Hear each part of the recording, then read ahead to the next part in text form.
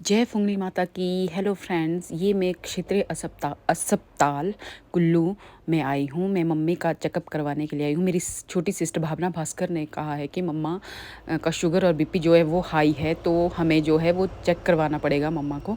तो एक दिन फिर मैंने छुट्टी ली और दूसरे दिन जो है उसने अपनी शॉप बंद रखी, क्योंकि मम्मा 2 दिन लगने थे, टेस्ट भी लेने थे, तो पूरा टाइम लगना था। तो एक दिन मैंने छुट्टी ली और एक दिन मेरी सिस्टर ने अपनी शॉप बंद रखी। तो ये इस वक्त हम रीजनल हॉस्पिटल में पहुंच गए हैं। तो ये पर्चियों के लिए लाइन लगी हुई है। यहाँ पर जो है ना 8:30 बजे से लोग खड़े हुए हैं। 200-250 लोग हैं लगभग यहाँ पर पर्चियाँ बनाने के लिए। तो बहुत ज़्यादा भीड़ थी। 2 रोज़ थी जो बहुत ज़्यादा लंबी-लंबी थी, एक बहुत पीछे तक और एक बाहर तक लगी हुई थी, और तीसरी रो जो है वो सीनियर सिटीज़न के लिए लगती है।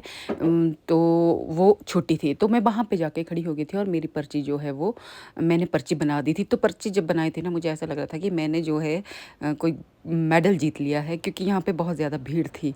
तो हॉस्पिटल में इसलिए क्योंकि यहाँ पे जो है ना ईसीजी की मशीन और एक्सरे और जो भी टेस्ट है ना, एक तो फ्री होते हैं, दूसरा जो है ईसीजी की मशीन यहाँ सबसे बेस्ट है पूरे डिस्ट्रिक्ट कुल्लू में। जिसको भी हार्ट की प्रॉब्लम या दिखाना है बीपी का, वो जो है सरकारी अस्पताल कुल्लू में दिखा सकते हैं। और यहाँ पे डॉक्टर कल्याण और डॉक्टर नीतीश जो हैं वो सबसे बेस्ट डॉक्टर हैं।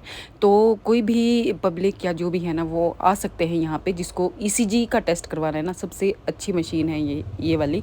मैंने भी अपने हस्बैंड का यहाँ करवाया था। तो मेरे मम्मा जो है वो आ गए हैं डॉक्टर से मिलकर। तो मम्मा ने कहा कि मेरा शुगर भी बहुत ज़्यादा है और बीपी भी बहुत ज़्यादा है, और डॉक्टर ने जो है वो टेस्ट के लिए लिखा है। तो उसके बाद हम यहाँ पे जो है अगर टेस्ट करवाने हैं हॉस्पिटल में, तो यहाँ बिलिंग के लिए खड़े होना पड़ता है। तो यहाँ भी खड़ी हुई, तो यहाँ भी पूरी लाइन भर के थी, बहुत सारे लोग थे। तो सीनियर सिटीजन को जो है वो येलो वाली पर्ची मिलती है, तो येलो वाली पर्ची मैंने यहाँ पे सबमिट करवा दी है।